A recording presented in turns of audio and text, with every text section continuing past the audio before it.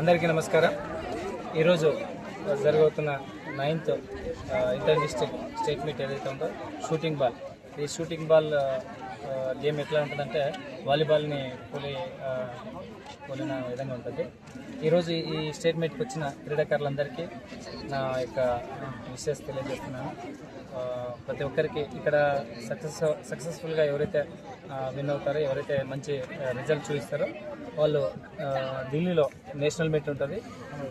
46వ state meet అది, national meet అది. అక్కడ కూడా మంచి ప్రతిభ కనపరిస్తే వాళ్ళు ఇంటర్నేషనల్ కూడా పోవడానికి ఛాన్సెస్ ఎక్కువ ఉంటాయి. ఈ సందర్భంగా నేను తెలియజేయడం అంటే స్పోర్ట్స్ కోటాని ఇంతకుముందు గతంలో 2% ఉండేది. మేము పార్టిసిపేట్ చేసినప్పుడు 2% ఉండేది. అది ఈ మధ్యకాలంలో గవర్నమెంట్ రీసెంట్గా 3% చేసినారని తెలుసుకున్నాను. కనుక ప్రతి ఒక్క క్రీడాకారుడు కాన్సన్ట్రేషన్ చేసి జాబ్స్లో కూడా చాలా ఎడ్యుకేషన్ పరంగా కావచ్చు, జాబ్స్లో పరంగా కావచ్చు, స్పోర్ట్స్ కోటాను అందరూ వినియోగించుకుంటారని నేను మనస్ఫూర్తిగా కోరుకుంటున్నాను. ఈ స్పోర్ట్స్ గేమ్స్ ఆడడం ద్వారా మంచి ఫిజికల్ ఫిట్నెస్తో పాటుగా మెంటల్ కూడా స్ట్రాంగ్ ఉంటారని నేను ఆశిస్తాను. ఏ రంగంలో ఉన్నా అతను ఖచ్చితంగా సక్సెస్ అవుతాడని నేను నమ్ముతాను.